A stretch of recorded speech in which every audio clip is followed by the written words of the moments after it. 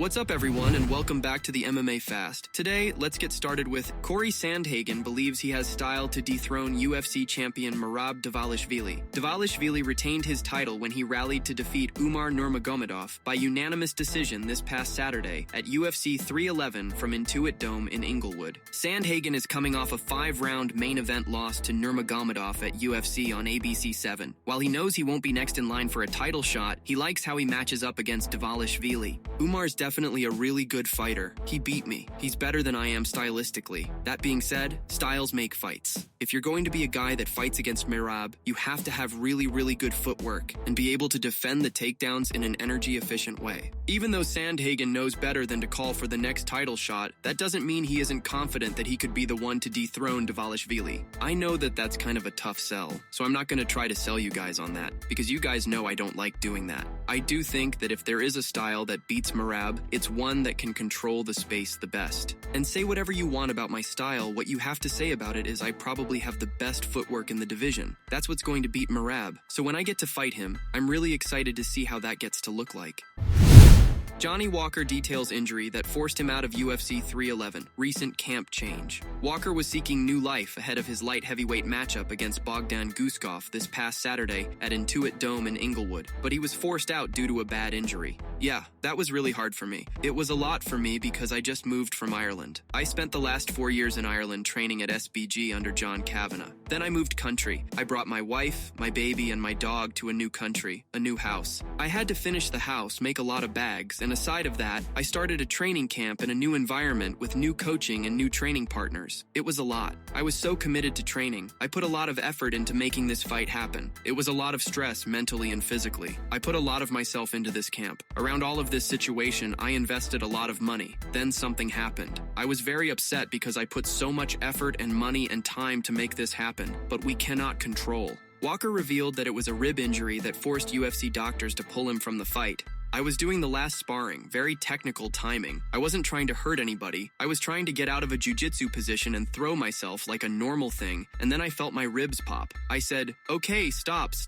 I think something happened to my ribs." Then I tried to keep fighting. I stood up again, started moving. I was like, wait, something's wrong. Then I had to stop to check what happened so it doesn't get worse. Then I got an x-ray the next day. The UFC got the results, and then they pulled me out after that. They knew how bad the injury was. I got the notice and was devastated because I was trying so hard, so much effort and so much timing. I'm doing a lot of physiotherapy to heal. You can't do much with rib injuries. You just have to stop, wait, and let it heal. It takes time, 4 to 6 weeks, and I'll be back on track. Why Jon Jones is still number 1 pound for pound over Islam Makhachev, according to Anthony Smith. Anthony Smith doesn't agree with lightweight champion Islam Makhachev being the UFC's number 1 pound for pound fighter. Makhachev accepted to face Moicano on 1 day's notice after his original opponent Arman Tsarukyan pulled out due to a back injury. His willingness to save the main event convinced UFC CEO Dana White to finally declare him as his number 1 pound for pound over heavyweight champion Jon Jones, but Smith disagrees. I still think it's Jon Jones. It's really the body of work over a long period of time. I know that his inactivity is hurting him, though. The amounts of time that he's ran out there and done it is damaging to the pound-for-pound conversation. But he's gone through 3 different generations of fighters and has continued to win. It's tough. And again, Islam has taken a legitimate loss and Jon Jones hasn't. I think you take them all and put them in a room, Jon Jones comes out. With his finish over Moicano, Makhachev broke the UFC lightweight record for most title defenses at 4.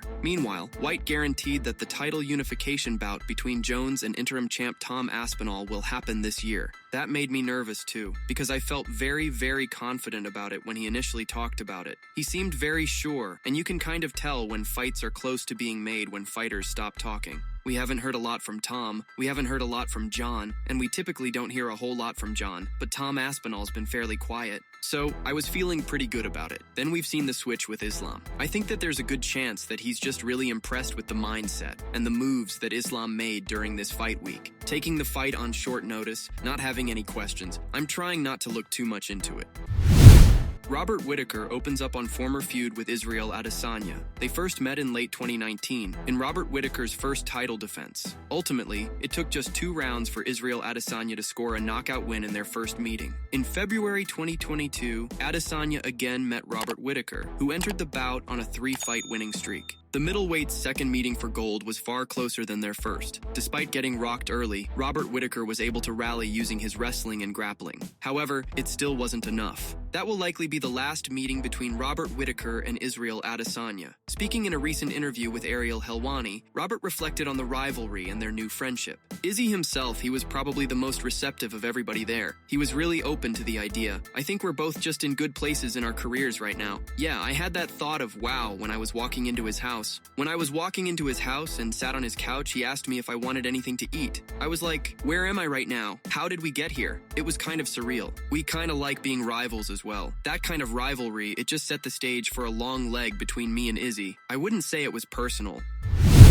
Michael Page plans on dropping back to welterweight after UFC Fight Night 250. Page takes on Shara Magomedov in a middleweight bout that co-headlines the February 1st event at ANB Arena in Riyadh. When Magomedov called out Israel Adesanya after UFC 308, Page suggested that they fight instead. The UFC jumped on board, but MVP says middleweight will not be his new home. To be fair for me anyway, it's back to work at welterweight. If there is another opportunity at middleweight that looks good, looks juicy, looks tasty, 100% I'll be there to do it again. But in general, I've still got a lot of business that I want to handle at welterweight. So for me, this is a one-off, exciting fight at that weight. Maybe in the future you see me there, but for now, I still find it comfortable to get to welterweight, and I've still got people I'd love to fight. Amongst those Page would love to fight is former welterweight champion Leon Edwards, who headlines UFC Fight Night 255 when he takes on Jack Della Maddalena. I still think the fight with me and Leon would be great. In the UK though, I wouldn't take it anywhere. If somebody offered me that fight anywhere else, I wouldn't take it. It does a disservice to our country. I think that fight needs to be over here. I know we've got the UK card coming, obviously we've missed that boat. Let's say that's the only one they do this year, then that wouldn't happen.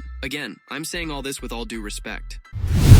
Javier Mendez feels bad for Arman Tsarukyan, hopes Islam Makhachev fight rebooked. UFC lightweight champion Islam Makhachev's coach wants the Arman Tsarukyan fight rescheduled. UFC CEO Dana White was not pleased with Tsarukyan withdrawing on Friday and said he now needs to work his way back up to a title fight. Javier Mendez hopes that's not the case. I feel bad for him because no fighter should have to go through what that poor guy did. He trained so hard for this, earned the right to fight for the title. I feel bad for him because it just reminded me of what happened to Khabib. Same thing as him, so I wish him a speedy recovery. And I hope he doesn't have to take another fight before he gets a title shot. I hope the UFC gives him that opportunity. Conor McGregor names November as date for UFC comeback. In the latest episode of Logan Paul's vlog, Conor McGregor finally came head-to-head with the American amid talks of a fight between the pair. Back in December, the Irishman made headlines when he declared that there were preliminary agreements in place for a boxing match in India against the elder Paul. And while those talks are still ongoing, the pair seemed cordial when they met for the first time on Monday in Washington. They shared verbal jabs, with McGregor noting that both Logan and Jake, as well as their YouTube boxing compatriot KSI, were mere side jobs. However, when Logan joked that he is struggling to even get to his regular job these days, McGregor let slip that he should keep an eye out for a November date. That's a good one. November, stay tuned. The date being so late is even less ambitious than UFC boss Dana White, who is usually the one pouring cold water on McGregor's comeback plans.